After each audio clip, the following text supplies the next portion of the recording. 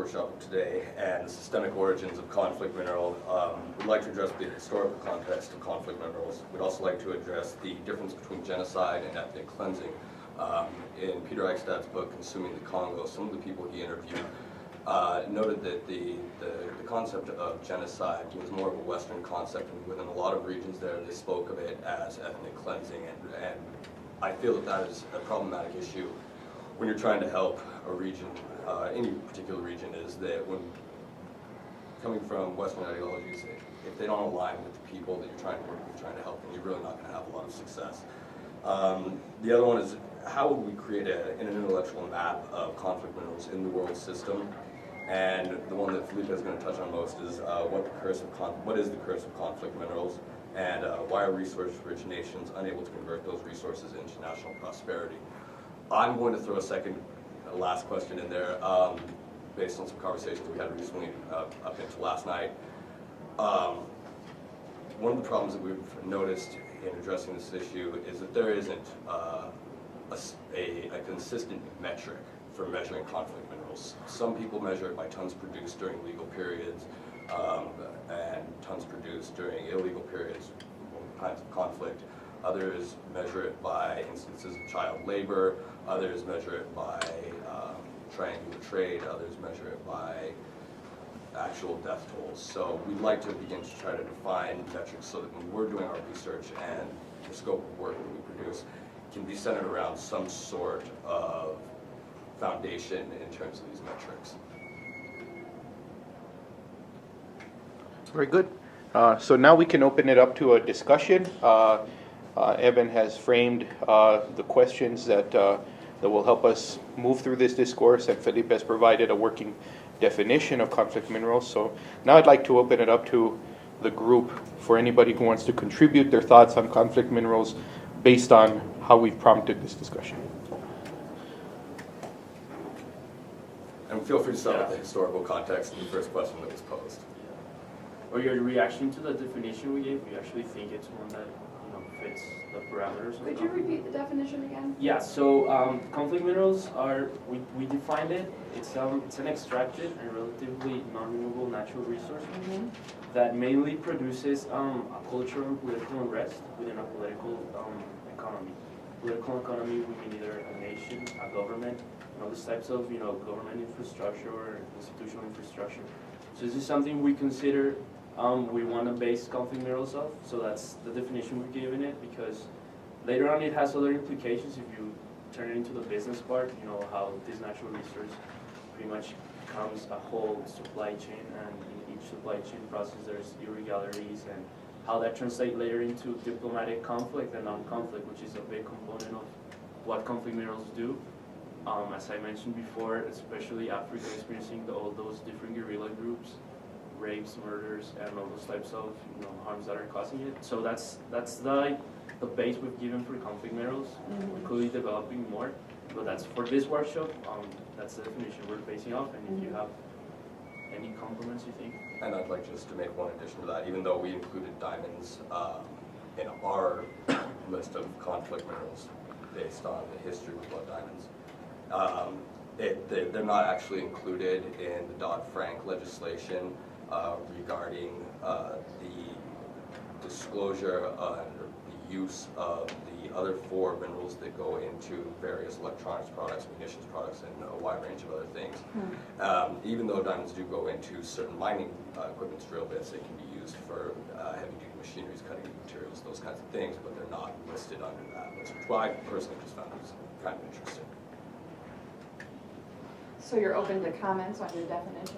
Yeah, Always. yeah, no, absolutely, always. If you have Okay. more feedback, that's good. It seems to me one of the main, and of course I'm speaking from a human rights perspective, that a possible weakness with your definition is it doesn't refer to the human rights abuses. You say cultural and political unrest. It's a bit mild, But considering it results in the kind of violence and maiming and death. And so I would make it a little stronger, a little heavy hitting with the. I felt with the term unrest, it just seems really broad. I mean, that could just, to me, that implies anything. And mining in the US, when someone decides to create a new mine and there's protests against it, that could be considered unrest. So it just seems like if anyone takes issue with a mineral or a natural resource, and I don't think that's the goal that we're after. I don't think, and kind of again, I just don't think the extremity and the severity is in the definition.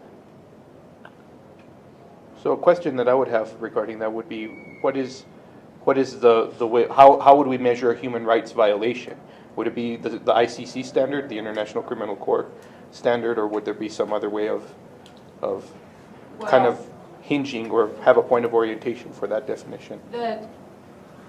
The document, the most universally accepted document, of course, is the Universal Declaration of Human Rights. Right. Every single nation on earth.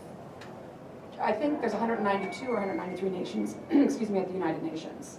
2 are not. The Vatican, well, of course, South Sudan is new, but the Vatican and I think Taiwan don't sit at the United Nations. But anybody that participates at the United Nations accepts the UDHR.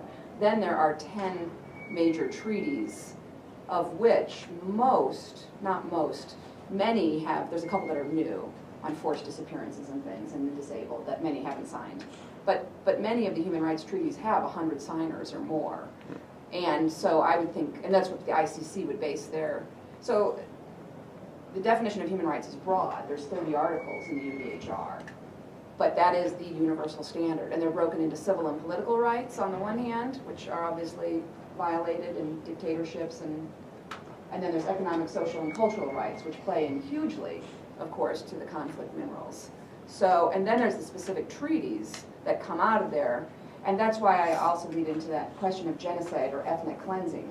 Genocide is a legal term, and 142 nations, I think, have signed the Genocide Treaty. And the Genocide Treaty includes crimes against humanity. I don't know about the term ethnic cleansing, if that's in the Genocide Treaty. But that is the legal term for, and so you look and see those treaties provide standards that many Western nations who are part of this abuse in Africa have signed. And they should be upheld to those treaties, as well as the African governments themselves involved. Very good. Would you also say that includes the covenants as well?